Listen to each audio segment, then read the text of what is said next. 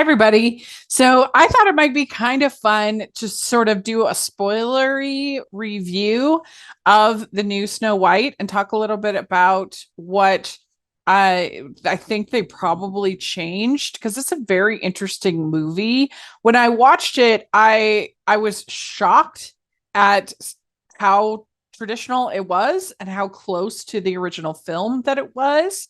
And it's kind of interesting to look at the timeline to figure out, okay, maybe when did certain changes get made to the movie? And I think that it's genuinely an example of a situation where reshoots made the movie better. And it could still feel a little like discombobulated, a little messy, but I think that the changes compared to what they had been talking about before, I think the changes were for the better. It's kind of like Sonic, maybe that way as well. Maybe not as successful as Sonic as far as in the redesign of the dwarfs, that's for sure. But as far as the plot, I think that the reshoots were very effective. So what happened was this movie that was first announced in 2016. And that's how far back it goes, which is really interesting. And then I they announced producer Mark Platt and also Aaron Cressida Wilson as the writer, as the screenwriter. And that's when they also announced Paul Pasek and Paul. So they were involved as the songwriters from a very early stage. This was just after they had won the Oscar for La La Land and just after the debut of Dear Evan Hansen. So they were like the big ticket then, but it's before The Greatest Showman. In 2021 is when Gal Gadot and Rachel Zegler were both cast. And this was also in 2021 is when Gal Gadot did that Imagine video, which kind of got some backlash, and a lot of people were really turned off by it. And that was sort of the start of less positive publicity for Gal Gadot. Then you also had the backlash against Rachel Zegler's casting. And what's interesting in this article I read, it said that I guess Snow White is a very popular Latina character. Rachel Zegler, she actually said it was interesting at the time. Says you don't normally see Snow Whites that are of Latin descent, even though Snow White is really a big deal in Spanish speaking countries. Blanca Canaves, sorry, Blanca Canaves, a Spanish translation of Snow White, is a huge icon. Whether you're talking about the Disney cartoon or just different iterations in the Grimm fairy tale and all the stories that come with it, but you don't particularly see people who look like me or are me playing roles like that. So that's interesting. Right around 2022 is also when you had Peter Dinklage coming out and saying that why are they making this story? This is a backward story. He says there's a lot of hypocrisy gone. Literally, no offense to anyone, but I was a little taken aback when they were very proud to cast a Latina actress as Snow White. But you're still telling me the story of Snow White and the Seven Dwarfs. Take a step back and look at what you're doing. It makes no sense to me. You're progressive in one way, but then you're still making the backward story about seven dwarfs living in a cave together. What are you doing, man? Have I done nothing to advance the cause from my soapbox? I guess not loud enough. So that was in 2022 that he said that. So then they clearly tried to change the story, and it looks like from what you're seeing in the finished film that they had these bandits. And I think that originally the story was going to be about Snow White and the bandits. And then you have in 2022 you have Rachel Zegler being interviewed at D23. I mean, the original cartoon came out in 1937, and very evidently so. There's a big focus on her love story with a guy who literally stalks her. Yeah. Weird. He said the original cartoon came out in 1937, and very evidently so. There's a big focus on her love story with a guy who literally stalks her, which is a bizarre way to look at the prince in Snow White. He's not even there very much. Stalks her. What are you talking about? Weird, weird is what she said. So we didn't do that this time. We have a different approach to what I'm sure a lot of people will assume is a love story just because, like, we cast a guy in the movie, but it's really not about the love story at all, which is really, really wonderful. So that's a lot of reallys she used. If you watch the movie, that feels strange because it is definitely a love story, and that is a major part of the movie, not a minor part. And so people were very upset when she said this, of course. So then the film's release date got moved back because of the strikes, but also they did reshoots in 2024. And this is also when the first trailer was made public, and the first trailer really emphasized like the revolution and the that her father's kingdom, and that she was going to be a warrior, a girl boss. All of that was all very, very heavily influenced, and not hardly anything about the romance. You see one brief spot of this romantic love interest, but nothing, no true love's kiss, no nothing even close to any of that.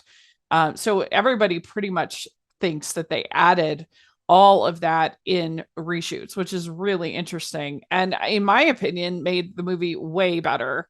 I just think that was like the best part of the movie, and that's what I would have ran on. That's what I would have that's how I would have promoted the movie, because I just think the romance and the banter between the two was really fun and very strong, and love's true kiss. And I mean, I guess I'm just a romantic, so that's what's more interesting to me. But I would have promoted this movie on the songs and the romance, and both of those were kind of underplayed, I think, in the romance. So then we also had the we had Rachel Zegler speaking out against Trump supporters and saying that may they never know peace. And she ended up issuing an apology saying, hatred and anger have caused us to move further and further away from peace and understanding. I'm sorry I contributed to the negative discourse. So that happened last fall. Evidently, I don't know. It's interesting because then they decided to not have a big premiere and to not invite any social media or critics to the premiere, any press, no press, which is really interesting because you wonder if that's more because of Gal Gadot and her Zionist comments, or if that was because of Rachel Zegler, or just both of them. And Disney just didn't know what to do, because the fact that they wouldn't want like influencers and things like that to be talking up the premiere is kind of crazy. And usually that's something that they can get those shills, they can get those people to come out and basically say they love almost everything that they do, because you've invited them to the big premiere and everything, which I just thought was really interesting. So they claimed that this was always the plan, but I find that extremely hard to believe, especially in a movie that needed the press, needed the positive publicity, that they wouldn't have invited these influencers and these easy, like, shill critics to the premiere to almost guarantee a positive review. I think is very, very interesting. And it definitely made me feel like going into it, oh my gosh, this thing must be terrible if they don't want anyone to see it, if they don't even want influencers to see it. But then I sat down and I'm like, this isn't terrible. This is watchable, but it's not great. I mean, the dwarfs look absolutely hideous, absolutely terrible. And Gal Gadot cannot sing. She has like some fun campy moments, but they definitely shouldn't have given her two songs. That's for sure. You feel a push and pull between the Bandits storyline and the original storyline from the animated film. And it does feel a little bit like those original storylines were, kind of added in reshoots. I think it was pretty successful as a screenplay despite that mixture. I didn't mind the girl boss element too much. I thought it was like entertaining enough, but I just didn't feel like Rachel Zegler like commanded the screen the way that I want. Her voice is very beautiful, but she just didn't seem like Snow White to me. Gal Gadot, I think she uh, had some fun moments leaning into the camp. But they did feel like these two characters were in completely different movies from each other, and you have long stretches with no Gal Gadot. And I thought for a while I was thinking, are they going to not even do the ugly hag? And then she was back, and I kind of wonder if maybe that was also reshoots, that they added more of the ugly hag.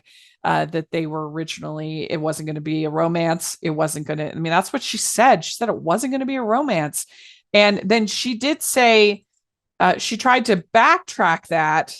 Originally, I guess they were going to exclude the dwarfs. They weren't going to have them much. The reshoots allegedly occurred at this point to allow for new CGI dwarfs to be inserted into a large amount of the movie.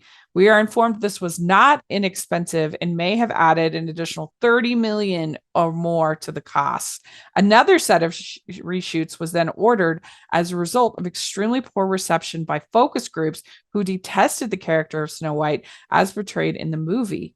Again, this is a rumor, but we're told efforts were made to bring in the younger version of Snow White more. And you do see her a bit in the movie. And then a third set of reshoots that there was an attempt to make the movie more closely aligned to the film, to the original animated feature. This is from Park Place. This is from that Park Place that they said that. So Rachel Zegler said in October of 2024 that the love story isn't gone from Snow White. It's simply that it isn't the only story being told. The whole idea is that women, including Snow White, don't need to limit themselves to that. And she says that it made me sad that it was taken in such a way because I believe that women can do anything, but I also believe that they can do everything. So she thinks that her words about him being a stalker, I mean, I'm not sure how else you take that. Like, weird. I mean, how else are you supposed to take that statement, Rachel? Like, what are people supposed to think? You're literally calling the classic weird. You're calling the princess a stalker.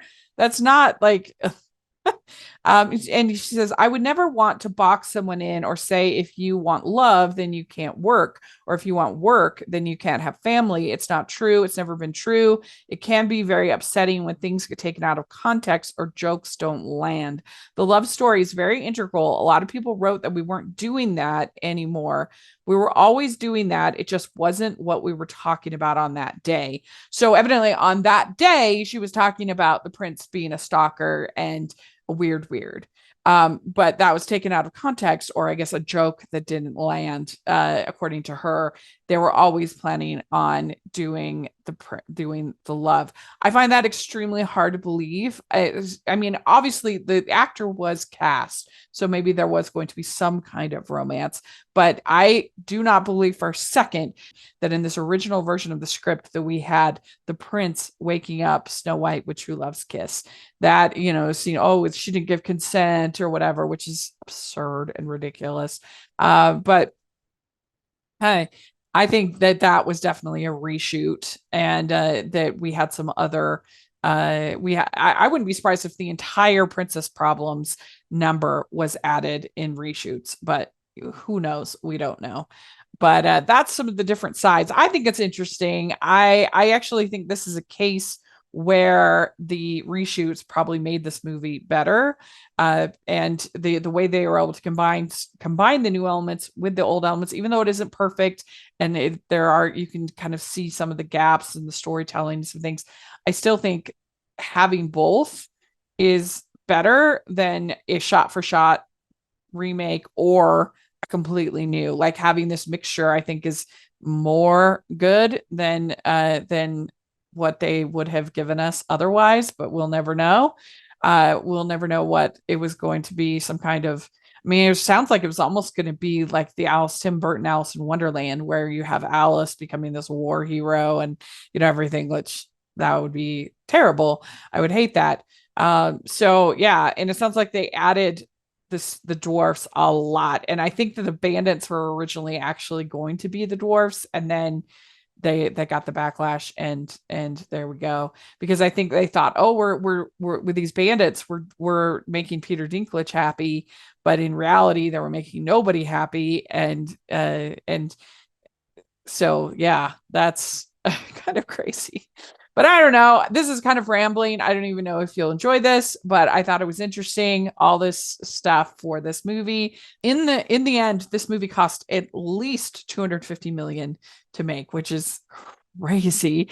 And there's no way that Snow White is just not popular enough of an IP to bring in that kind of money that would need for it. I mean, it's got to make at least $600 million with that kind of budget. And I don't think it's going to come close to that. I really don't. But who knows? It's going to be interesting to see what people think, because I was really torn on it. I was really mixed on it. And I mean, I wish that they weren't making these remakes at all. So if it doesn't do well, then that will make me happy, because I don't like this trend that Disney's doing. I wish that they were telling new stories instead of constantly putting their animated films into live action. I wish that they were just not doing that. I don't like it for the most part, but this was a mixed entry. It would probably be, uh,